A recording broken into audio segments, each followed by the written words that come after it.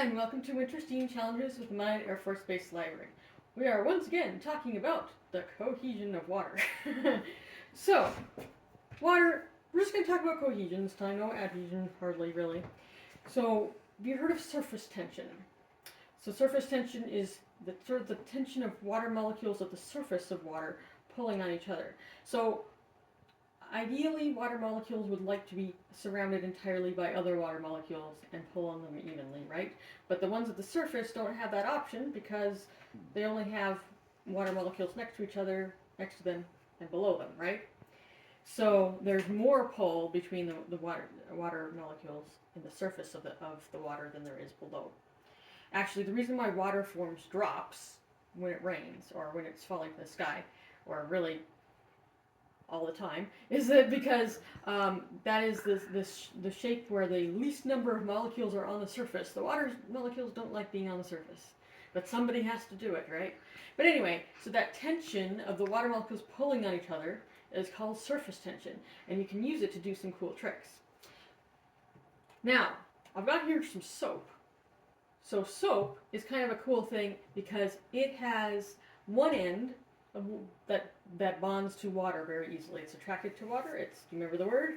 If you've done the previous challenges, it's hydrophilic, which means hydro means water, philic means to like, so it likes water.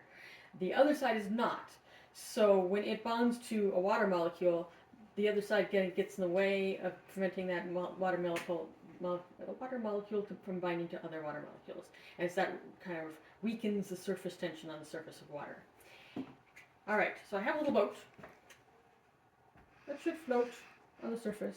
And you can rest things on the surface of water, that surface tension, that don't normally float. I mean, we've done, a couple of years ago, I think we did a floating a paperclip. And then, of course, water striders do the same thing, as they can take advantage of the surface tension. Okay, I'm going to try to do some precision soap dropping here. There we go! So, why did the boat move? And that is, so like I said, the soap interferes with surface tension. So you have that pull, and there's less surface tension behind the boat than there is in front of the boat. So that is what creates the pull to get it away from, it's always going away from the area of the low surface tension. Actually, we can sort of make this work, see this again. So, with some pepper on some clean water that has no soap in it. That's important. Get the right pepper thing open. So the pepper, again, you may notice, is resting on the top of the surface tension of the water. Some people like to call it a skin because it kind of seems to function that way, but it isn't actually a skin. And I'm getting some soap on the end of the... So what do you think will happen when I press it to the center? Let's find out. There we go. So surface tension pulled to the edges, and it took the pepper with it because the pepper was resting on top of the surface, essentially. So that the pull, where high surface tension pulls on water with low surface tension pulls away. That's called the Marangoni effect. And it's kind of...